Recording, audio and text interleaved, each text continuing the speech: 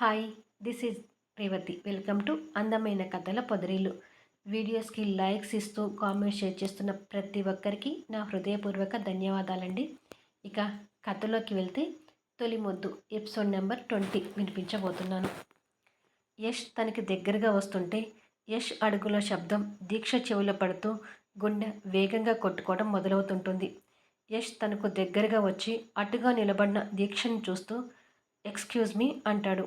దీక్ష ప్రాణాలను అరిచేతిలో పెట్టుకొని నెమ్మదిగా ఇటువైపు తిరుగుతుంది. యష్ తనని చూడగానే ఎప్పటిలాగానే కోపం వస్తుంటుంది. కానీ ఆ కోపాన్ని ప్రదర్శించే టైం అది కాదని గుర్తు తెచ్చుకొని ఆ కోపాన్ని బయటికి కనపడనీయకుండా హార్ట్లీ వెల్కమ్ అంటూ తనకి బొకే అందిస్తాడు.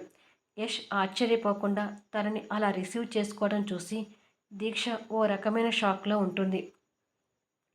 ఎక్స్క్యూజ్ మీ అని మళ్ళీ తనని పలకరిస్తూ బొక్కేని తనకు ఇంకా దగ్గరగా తీసుకొస్తాడు. దాంతో దీక్ష తేరుకొని వణుకుతున్న చేతులతోనే ఆ బొక్కే అందుకొని థ్యాంక్ యూ అంటుంది తడబడుతున్న మాటలతో. ఖరీదైన శారీ నెక్లెస్లో కనిపిస్తున్న తనని యష్ పైనుంచి కింది వరకు చూస్తుంటాడు. యష్ తనని అలా చూస్తుంటే ఒక టైంలో పద్దు గారి గోల భరించలేక యష్ మనసు మార్చి తన వైపుకు తిప్పుకోవాలనే ప్రయత్నంలో ఒంటి మీద బట్టలన్నీ విప్పేసి యష్కి ఎదురుగా నగ్నంగా నిలబడిన క్షణాలను, ఆ సమయంలో యష్ తనను మనసు గాయపడేలా ప్రవర్తించిన తీరు అన్న మాటలు గుర్తొచ్చి గిల్టీగా ఫీల్ అవుతూ ఆ అవమాన భారం భరించలేనట్టుగా తన పవిట కొంగును సరిచేసుకుంటుంది. దీక్ష పరిస్థితి చూస్తున్న యష్కి కూడా అప్పటి క్షణాలు గుర్తొచ్చి ఇబ్బందిగా తలదించుకుంటాడు. ఇద్దరు మాటలు లేనట్టుగా మౌనంగా ఉండిపోతారు. దీక్ష మనసులో మాత్రం ఇంకా ఆ టెన్షన్ తగ్గలేదు. కొన్ని క్షణాలకి యష్ తనని చూస్తూ కూర్చోండి అంటూ అక్కడ టీపై ముందు ఉన్న చైర్ చూపిస్తాడు. కూర్చోండి అని తనని గౌరవించే పిలుపుతోనే యష్ తనను ఓ పరాయి వ్యక్తిలాగా రిసీవ్ చేసుకుంటున్నాడని తనకి అర్థమవుతుంటుంది. ప్లీజ్ బీ సీటెడ్ మేడం అంటూ యష్ పరాయి వాళ్ళకు చెప్తున్నట్టుగా చెప్తాడు. దాంతో దీక్ష కంగారుగానే చైర్లో కూర్చొని చేతిలో ఉన్న బొకేని టీపాయ్ మీద ఓ పక్కగా పెడుతుంది. తర్వాత యష్ కూడా తనకు ఎదురుగా ఉన్న చైర్లో కూర్చుంటాడు. దీక్ష కాస్త ధైర్యం తెచ్చుకుంటూ గొంతు సవరించుకొని నీ గెస్ట్ నేనని నీకు ముందే తెలుసా యష్ అని అడుగుతుంది. ఉదయమే తెలిసింది అంటాడు. అది విని దీక్ష ఆశ్చర్యపోతూ తెలిసి కూడా నాతో అని అంటుండగానే యష్ తన వైపు కోపంగా చూస్తుంటాడు. ఆ కోపం చూసి దీక్ష ఇంకా భయపడుతూ ఏమీ మాట్లాడలేక ఆగిపోతుంది. కొన్ని కమిట్మెంట్స్ అగ్రిమెంట్స్పై సైన్ చేసినప్పుడు తప్పదు కదా, ఇది నా ప్రొఫెషనల్లో ఒక భాగం కాబట్టి నువ్వు అని తెలిసినా కూడా ఈ డేట్కి ఒప్పుకోక తప్పలేదు అంటాడు.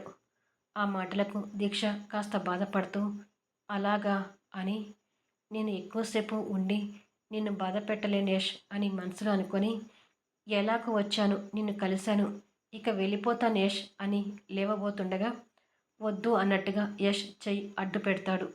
లేవబోయిన దీక్ష అది చూసి ఆగిపోతుంది.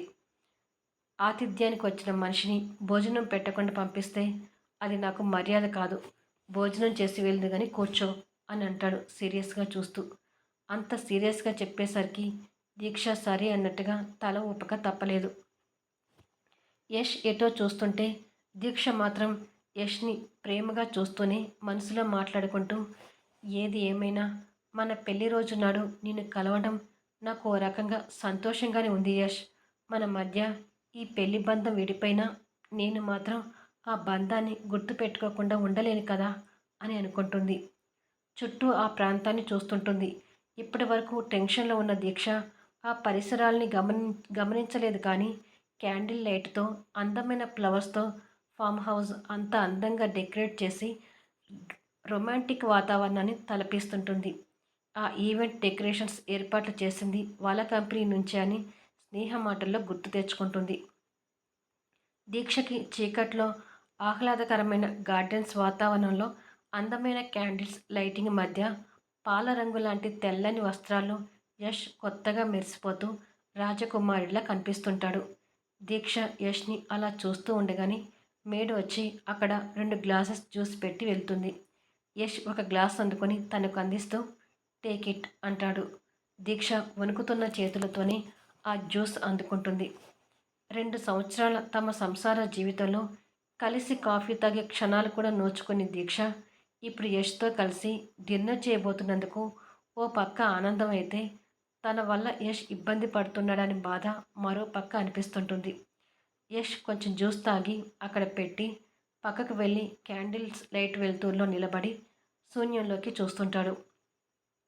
దీక్ష కూడా కొంచెం జ్యూస్ తాగి గ్లాస్ అక్కడ పెట్టి తను కూడా లేచి నెమ్మదిగా యష్ దగ్గరికి వెనుకగా వెళ్తుంటుంది. యష్కి బాగా దగ్గరలో నిలబడి ఏదో మాట్లాడాలని ప్రయత్నం చేస్తూ ధైర్యం చేయలేక మౌనంగా నిలబడిపోతుంది. యష్ సడన్గా వెనక్కి తిరిగేసరికి ఎదురుగా దీక్ష ఉండటం, సడన్గా యష్ మూవ్ అయ్యేసరికి దీక్ష భయపడి వెనక్కి పడబోవటం ఒకేసారి జరుగుతుంది. అంతే సడన్గా యష్ తన నడుము మీద 2 చేతులు వేసి చుట్టి పట్టుకొని దగ్గరికి అదుముకుంటాడు. మనసులో ఉన్న రాజకుమారుడి చేతి స్పర్శ తన నడుము మీద అనుకోకుండా తగిలేసరికి ఒక్కసారిగా మనసు జల్లుమంటూ తన పెదవులకు దగ్గరగా ఉన్న యష్ని చూస్తుండగానే తన హృదయ స్పందనలు అమాంతం వేగం పెరుగుతుంటుంది. యష్ కూడా తనని వదలకుండా ఇంకా దగ్గరికి అదుముకుంటూ పట్టుకొని వణుకుతున్న తన అధరాల వైపు చూస్తుండగానే వారి తొలి ముద్దు జ్ఞాపకం గుర్తు వస్తూ ఆ క్షణంలో ఆ ముద్దులో తను పొందిన మధురానుభూతి క్షణాలను కూడా నెమరేసుకుంటాడు. దీక్ష కూడా ఆ క్షణాలు గుర్తొచ్చేసరికి తెలియని అలజడి మొదలవుతూ యష్ కళ్ళలోకి చూస్తుండిపోతుంటుంది. కొన్ని క్షణాలు వాళ్ళ చూపులు అలా కలిసిపోతాయి. యష్ తనని అలా చూస్తూనే తనని 2 చేతులతో ఇంకా దగ్గరగా చుట్టి పట్టుకొని తన అధరాలను అందుకోవటానికి నెమ్మదిగా వస్తుంటాడు. అది చూసి దీక్ష హృదయ స్పందన ఇంకా పెరుగుతూ అప్పుడు జరిగిన తప్పు మళ్ళీ జరగకూడదు అనే భయంతో వద్దు యష్ అంటూ యష్ ఛాతి మీద చేతులు పెట్టి బలవంతంగా యష్ని వెనక్కి నెట్టాలని చూస్తుంటుంది. కానీ యష్ తనని ఇంకా హగ్ చేసుకున్నట్టుగా గట్టిగా హత్తుకుంటూ తన నడుము మీద నుంచి ఒక చెయ్యి తీసి తన తల వెనుక పెట్టి ఫోర్స్తో తన తలను ముందలకు హత్తుకొని సడన్గా ఇటువైపుకు తిరిగి తనని నెమ్మదిగా వదిలేస్తాడు. దీక్షకి ఆ క్షణంలో ఏం జరిగిందో తెలియక యష్ వైపు ఆశ్చర్యంగా చూస్తుంటుంది. యష్ పక్కన ఉన్న క్యాండిల్ వైపు చూపిస్తుంటాడు. దీక్ష ఆ క్యాండిల్ వైపు చూసి షాక్ అవుతూ ఇప్పటి వరకు తను ఒక క్యాండిల్ వెనుక ఉందని, ఏ కాస్త ఏమరపాటులో ఉన్నా తన తల ఆ క్యాండిల్కి తగిలే ప్రమాదం జరిగే పరిస్థితిలో ఉండడంతో ఇప్పటి వరకు యష్ ఆ క్యాండిల్ తనకు తగలకూడదనే ఉద్దేశంతో తనని అంత దగ్గరగా హత్తుకొని పట్టుకున్నాడని అర్థమవుతుంటుంది. అది తెలుసుకోలేని దీక్ష ఇంకేదో ఉద్దేశంతో యష్ తనని దగ్గరికి వస్తున్నాడని ఊహించుకున్నందుకు తనలో తనే సిగ్గు గిల్టీ భావంతో తలదించుకుంటుంది. కాస్త చూసుకోవాలి కదా అంటాడు Yash. Sorry and thank you అంటుంది. యష్ విని మౌనంగా మరోవైపుకి తిరుగుతాడు. ఇంతసేపు యష్ కౌగిల్లో అంత దగ్గరగా ఉన్నందుకు దీక్షకి కాస్త ధైర్యం కలిగి యష్ని వెనుకగా చూస్తూ నిన్ను ఎప్పటినుంచో ఒక ప్రశ్న అడగాలనుకుంటున్నాను యష్ అంటుంది. ఏమిటది అని అడుగుతాడు అలాగే నిలబడి. అసలు నా మీద నీకు కోపం ఎందుకు యష్ అని అడుగుతుంది. ఆ మాటలకి యష్ చేతులు కోపంతో బిగుసుకొని పోతుంటాయి. నువ్వు కోరుకున్నట్టే నేను చేశాను కదా యష్, ఇంకా ఎందుకు నన్ను చూడగానే అంత మండిపోతున్నావు అని అడుగుతుంది. ఆ మాటలతో యష్ కోపాన్ని కంట్రోల్ చేసుకోలేక తన వైపుకి ఆవేశంగా తిరుగుతాడు. ఆ ఆవేశం చూసి దీక్ష భయపడుతుంటుంది. తనని కోపంతో ఏదో అనబోయి మళ్ళీ బలవంతంగా కోపాన్ని కంట్రోల్ చేసుకొని ఏమీ మాట్లాడలేకపోతుంటాడు. దీక్ష భయంతో అలాగే చూస్తూ ఏదో తెలుసుకోవాలని అడిగాను కానీ నేను ఇంకా ఆవేశానికి గురి చేయాలని కాదు యష్ అంటుంది. యష్ పూర్తిగా కోపాన్ని కంట్రోల్ తెచ్చుకొని మీరిప్పుడు నా అతిథి, మన పర్సనల్ విషయాలు మాట్లాడే టైం ఇప్పుడు కాదు అంటాడు. దీక్ష అది విని మౌనంగా ఉండిపోతుంది. వీళ్ళ కదలికల్ని చాటుగా ఎవరు గమనిస్తున్నట్టుగా ఒక నీడ అక్కడ తారసపడుతుంటుంది. కానీ నువ్వు నాకు ఇప్పుడు తప్ప మళ్ళీ మనం మీట్ అయ్యే అవకాశం దొరకదు కదా యష్, అందుకే అతిథిలా కాకుండా నీ భార్యగా అని అనగానే యష్ తన వైపు సీరియస్గా చూస్తాడు. దీక్ష ఆ చూపుకి భయపడి అదే మాజీ భార్యగా తెలుసుకోవాలనుకుంటున్నాను. అసలు నేనంటే ఎందుకు కోపమో కాస్త చెప్పు యష్, నా వైపు నుంచి ఇంకా ఏదైనా తప్పు ఉంటే సరిదిద్దుకునే ప్రయత్నం చేసుకుంటాను అంటుంది. యష్ సమాధానం చెప్పడం ఇష్టం లేనట్టుగా ఫోన్ తీసుకొని కాల్ చేసి త్వరగా డిన్నర్ ఏర్పాట్లు చేయండి అంటాడు. ఓకే సార్ అని అటు నుంచి సమాధానం రాగానే ఫోన్ పెట్టేసి తన వైపు చూస్తుంటాడు. తను అడిగిన దానికి యష్ సమాధానం చెప్పడని దీక్షకు మరోసారి అర్థమవుతుంది. అయినా కూడా యష్ దగ్గర నుంచి సమాధానం తెలుసుకోవాలని ప్రయత్నం చేస్తూ, మన విడాకుల తర్వాత మనం ఇంత ఫ్రీగా కలవడం ఇప్పుడే కదా యష్, అందుకే నాకున్న అనుమానాలని తీర్చుకోవాలని అడిగాను అంటుంది. యష్ మళ్ళీ ఏమీ మాట్లాడకుండా మౌనంగా ఉండిపోతాడు. ఇద్దరి మధ్య కాసేపు మౌనం తర్వాత దీక్ష తిరిగి మాట్లాడుతూ, నీ పెళ్ళి అని బయట టాక్ వినిపిస్తుంది కదా యష్, ఎప్పుడు పెళ్లి చేసుకోబోతున్నావు అని అడుగుతుంది. నీకు ఎందుకు అన్నట్టుగా యష్ సీరియస్గా చూస్తాడు. ఆ చూపుల భావం దీక్షకు అర్థమై కాస్త తడబడుతూ, అంటే హీరో పెళ్ళి అంటే గ్రాండ్గా సెలబ్రేట్ చేస్తారు కదా, నీ పెళ్ళికి ఈవెంట్ ఆర్గనైజేషన్ కాంట్రాక్ట్ మా కంపెనీకి ఇచ్చే ఛాన్స్ ఏమైనా ఉంటుందేమో అనే ఉద్దేశంతో అడుగుతున్నాను అంటుంది. తన మాటలకి యష్ కాస్త ఆశ్చర్యంగా చూస్తుంటాడు. అంటే ఇక్కడ కనిపిస్తున్న ఈవెంట్ ఏర్పాట్లు కూడా మా కంపెనీ కదా చేసింది, అందుకే మా ఫ్రెండ్ ఒకసారి అడగమన్నది, మీలాంటి హీరోకి జరగబోయే పెళ్ళిళ్ళు గ్రాండ్గా ఉంటాయని, దానికి తగ్గ ఏర్పాట్లు ఉంటాయని చెప్పేసి ఏదో కమిషన్ కోసం అని ఇక మాట్లాడలేక ఆగుతుంది.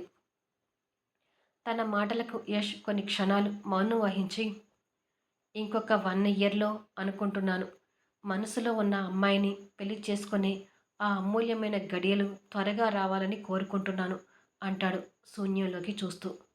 ఆ మాటలకు దీక్ష మొహంలో చిన్న బాధ కనిపించి మాయమవుతుంది. మరి మీ పెళ్ళెప్పుడు అని అడుగుతాడు యష్. ఆ మాటలకు దీక్ష తడబడుతూ, నా పెళ్ళా, అది సంబంధాలు చూస్తున్నారు అంటుంది. సరే అన్నట్టుగా యష్ మౌనంగా ఉండిపోతాడు. తర్వాత యష్ ఫోన్కి కాల్ వస్తుంటుంది. ఫోన్ లిఫ్ట్ చేసి హలో అంటాడు. సార్, డిన్నర్కి ఏర్పాట్లు చేశాము అని అటు నుంచి వినిపిస్తుంది. ఓకే, మీరు వెళ్ళండి, మేము సర్వ్ చేసుకుంటాము అంటాడు యష్. సరే సార్ అని అంటాడు. యష్ ఫోన్ కట్ చేసి డిన్నర్ చేద్దాం పదండి అని ముందుకు వెళ్తుంటాడు. యష్ వెనుక దీక్ష కూడా వెళ్తుంటుంది. ఆ గార్డెన్లో ఎర్ర గులాబీల పూల మొక్కల మధ్య కలర్ క్యాండిల్ లైట్స్ వెలుతురులో డిన్నర్ ఏర్పాట్లు అందంగా అరేంజ్మెంట్ చేసి కనిపిస్తుంటాయి. ఇలాంటి డిన్నర్ ఏర్పాట్లు ఎప్పుడూ చూడలేనంత అందంగా కనిపిస్తూ ఉంటుంది ఆ ప్రదేశం అంతా. యష్ టేబుల్ దగ్గరికి వెళ్ళి తను కూర్చోవడానికి చైర్ ముందుకు జరిపి కూర్చోండి అంటాడు. దీక్ష కాస్త బెరుకుగానే చైర్లో కూర్చుంటుంది. యష్ తనకి ఎదురుగా కూర్చొని తన ప్లేట్లోకి భోజనం వడ్డిస్తుంటాడు. యష్తో కలిసి ఇంట్లో ఉన్నప్పుడు డైనింగ్ టేబుల్ దగ్గర యష్ పక్కకు వచ్చి కూర్చుంటే అది ఇష్టం లేనట్టుగా వెళ్ళిపోయిన యష్ని గుర్తు తెచ్చుకొని ఇప్పుడు తన ప్లేట్లోకి సర్వ్ చేస్తున్న యష్ని కాస్త ఆశ్చర్యంగా చూస్తుంటుంది. యష్ తనకి భోజనం వడ్డిస్తూ, వచ్చిన అతిథి భోజనం తృప్తిగా చేస్తే ఆహ్వానించిన వారికి అది అంతకన్నా తృప్తిగా ఉంటుంది. సో ఎలాంటి ఆలోచన లేకుండా, భయపడకుండా ప్రశాంతంగా భోజనం చేయండి అంటూ దీక్ష ప్లేట్లోకి భోజనం వడ్డించి తిరిగి తన ప్లేట్లోకి కూడా భోజనం వడ్డించుకుంటాడు. దీక్ష అక్కడ ఉన్న డిషెస్ ఐటమ్స్ చూసి కాస్త ఆశ్చర్యపోతూ, ఇదేంటి, దాదాపు నాకు ఇష్టమైన డిషెస్ ఉన్నాయి, నా అభిరుచులు ఏంటి అనేది యష్కి ఏమాత్రం తెలియదు, నా గురించి ఏమైనా తెలిసింది అనేవాళ్ళు ఉంటే అది ఒక మావయ్య గారికి మాత్రమే, కానీ ఇది ఎలా అని అనుమానపడుతుండగా, ఇంకా ఏమిటి ఆలోచిస్తున్నారు, తినండి అంటాడు యష్. తింటాను అంటూ తన అనుమానాన్ని కాస్త పక్కన పెట్టి యష్తో కలిసి సంతోషంగా భోజనం చేస్తుంటుంది. యష్ కూడా ఒక అతిథికి మర్యాద చేస్తున్నట్టుగా తనకి భోజనం వడ్డిస్తుంటాడు. ఇద్దరు ఏదో మామూలుగా మాట్లాడుతూ భోజనం ముగిస్తారు. యష్తో కలిసి మొదటిసారి భోజనం చేస్తారనే సంతోషం దీక్ష మొహంలో కనిపిస్తుంటుంది. ఇద్దరు హ్యాండ్ వాష్ చేసుకున్న తర్వాత యష్ ఫోన్ చేసి ఐస్ క్రీమ్ చెప్తాడు. కొద్దిసేపటికి మేడ్ వచ్చి చెరొక ఐస్ క్రీమ్ కప్పు ఇచ్చి వెళ్ళిపోతుంది. ఇద్దరు గులాబీ పూల మొక్కల మధ్య నిలబడి శూన్యంలోకి చూస్తూ ఐస్ క్రీమ్ తింటుంటారు. ముందుగా యష్ ఐస్ క్రీమ్ తినడం పూర్తి చేసి కప్పు పక్కకు పెడతాడు. కొన్ని క్షణాలకి దీక్ష కూడా ఐస్ క్రీమ్ తిని కప్పు పక్కకు పెట్టగానే తనకి నిదానంగా ఏదో మత్తు ఆవరించినట్టుగా అనిపిస్తూ శూన్యంలోకి ఎటో చూస్తున్న యష్ని ప్రేమగా చూస్తుంటుంది. తన కళ్ళు మత్తులో వాలిపోతూ మనసు మాత్రం ఉరకలు వేస్తున్నట్టుగా అనిపిస్తుంటుంది. ఆ మత్తుతోనే యష్కి దగ్గరగా వచ్చి యష్ అని పిలుస్తుంటుంది. యష్ తన వైపుకు చూస్తాడు. తన ప్రవర్తనను కాస్త ఆశ్చర్యంగా గమనిస్తుండగానే తను ఆ మత్తులో కళ్ళు తిరిగి పడబోతుండగా, ఏమైంది మీకు, ఎందుకు అలా చేస్తున్నారు అంటూ కింద పడబోతున్న తనని టక్కున తన నడుం చుట్టూ చేతులు వేసి పట్టుకుంటాడు. మత్తులో ఏం చేస్తుందో తెలియని దీక్ష యష్ మొహాన్ని చేతిలోకి తీసుకొని అపురూపంగా యష్ కళ్ళలోకి చూస్తుంటుంది. యష్ తన ప్రవర్తనకు ఇంకా ఆశ్చర్యంగా చూస్తుంటాడు. మత్తులో ఉన్న దీక్ష యష్ మొహాన్ని తడుముతూ మనసులో ఉన్న మాటల్ని బయట పెడుతూ, యష్, నిన్ను చాలా మిస్ అవుతున్నాను. నువ్వు నన్ను ప్రేమించి ఉంటే ఎంత బాగుండేది యష్. కానీ ఏం చేద్దాం, నాకు ఆ అదృష్టం లేదు. ఈ జన్మలో నీ మనసులో స్థానం సంపాదించుకోలేనని నాకు పూర్తిగా అర్థమైంది అంటూ మత్తులో తూలుతూనే, కానీ యష్, ఈ జన్మలో కాకపోయినా మళ్ళీ మనకు జన్మ అంటూ ఉంటే అప్పుడైనా నన్ను ప్రేమిస్తావా అని అడుగుతుంది ఆశగా యష్ మొహాన్ని చేతిలోకి తీసుకొని. తన ప్రవర్తనకు మాటలకు యష్ ఆశ్చర్యపోతూ, దీక్ష, ఏమైంది నీకు, ఏం మాట్లాడుతున్నావో నీకు అర్థమవుతుందా, అసలు ఎందుకు అలా అయిపోతున్నావు అని అడిగి తను తిన్న ఐస్ క్రీమ్ కప్పు వైపు అనుమానంగా చూస్తాడు. కానీ దీక్ష ఆ మాటలు పట్టించుకోకుండా మత్తులోని వాలిపోతూ, కానీ యష్, మళ్ళీ జన్మలో నేను ఇలా పుట్టకుండా మంచి రంగుతో నీకు తగ్గ అందగత్తెగా, అదే శృతిలా అందంగా పుట్టాలనుకుంటున్నాను. అలా పుడితేనన్నా నువ్వు నన్ను ప్రేమిస్తావనే చిన్న ఆశ అంటుంది కన్నీళ్ళు పెట్టుకుంటూ. యష్ తన మాటలకి విసుక్కుంటున్నట్టుగా మొహం పెడుతూ తనని వదలగానే తను మళ్ళీ పడబోతుంటుంది. యష్ టక్కున తనని మళ్ళీ పట్టుకుంటాడు. దీక్ష యష్ మీదకి వాలిపోతూ, బహుశా మళ్ళీ మనం ఇలా కలిసే అవకాశం రాకపోవచ్చు కదా, అందుకే నిన్ను ఇలా కాసేపు చూసుకొని యష్ అంటుంది రిక్వెస్ట్గా మొహం పెడుతూ. తను మత్తులో అలా ప్రవర్తిస్తున్నందుకు తనని ఏమీ అనలేని పరిస్థితుల్లో ఉండిపోతాడు యష్. దీక్ష యష్ మొహాన్ని అలాగే పట్టుకొని కన్నీళ్లతో ప్రేమగా చూస్తూ, ఐ లవ్ యూ యష్ అని అంటుంది. దీక్ష, ప్లీజ్, నువ్వు ఏదో మత్తులో ఇలా చేస్తున్నావు, కాస్త కంట్రోల్ అవ్వు అంటూ పడబోతున్న తనని గట్టిగా పట్టుకుంటాడు. ఏమో నేను ఎలా చేస్తున్నానో నాకు అర్థం కావడం లేదు. నువ్వంటే ఇష్టమని మాత్రం ఒక్కటే అర్థమవుతుంది యష్. నిన్ను ఇలాగే చూస్తూ కాలం గడిపేయాలనిపిస్తుంది. నువ్వంటే అంత పిచ్చి యష్ అంటుంది. ఆ మాటలకు యష్ ఇబ్బంది పడుతూ, దీక్ష, ఆ మత్తులో నుంచి బయటికి రావడానికి ప్రయత్నించు అని యష్ అంటుండగాని అప్పటికే పూర్తి మత్తు ఆవరించిన దీక్ష టక్కున యష్ పెదవులు అందుకొని ముద్దు పెడుతుంది. కలర్ క్యాండిల్స్ లైట్స్ వెలుతురులో వాళ్ళ పెదవులు మళ్ళీ అలా కలుస్తాయి. ఆ పరిస్థితికి యష్ ఒక్కసారిగా షాక్ అవుతుంటాడు. కొన్ని క్షణాలకి దీక్ష ఆ మత్తులోని యష్ హృదయం మీద వాలిపోతుంది. వాళ్ళని గమనిస్తున్న నీడ యష్ కంట్లో పడుతుంది. మరుసటి రోజు ఉదయం దీక్ష విశాలమైన బెడ్రూమ్లో అందమైన పరదాల మధ్య పట్టుపరుపు మీద బరువెక్కిన తలతో నిదానంగా నిద్ర మేలుకుంటూ కళ్ళు తెరిచి చూస్తుంది. రోజు ఉండే రూమ్లో కాకుండా ఓ కొత్త అందమైన రూమ్లో ఉండటం ఆశ్చర్యంగా చూస్తూ పరదాలతో అందంగా అలంకరించినట్టుగా ఉన్న రూమ్ని చుట్టూ చూస్తూనే మత్తుతో బరువెక్కిన తలను పట్టుకొని లేచి కూర్చుంటుంది. తన తలను కాస్త విదిలించుకొని రాత్రి యష్తో తను అలా మాట్లాడడం, యష్ పెదవుల మీద ముద్దు పెట్టడం గుర్తు తెచ్చుకొని ఒక్కసారిగా భయంతో షాక్ అవుతుంటుంది. ఇదండి ఈ ఎపిసోడ్. ఛానల్ నుంచి వెళ్ళిపోయే ముందు దయచేసి లైక్ చేయండి, కామెంట్ షేర్ చేయండి, సబ్స్క్రైబ్ చేసుకొని బెల్ ఐకాన్ ప్రెస్ చేసి ఛానల్ షేర్ చేస్తూ సపోర్ట్ చేయండి ప్లీజ్.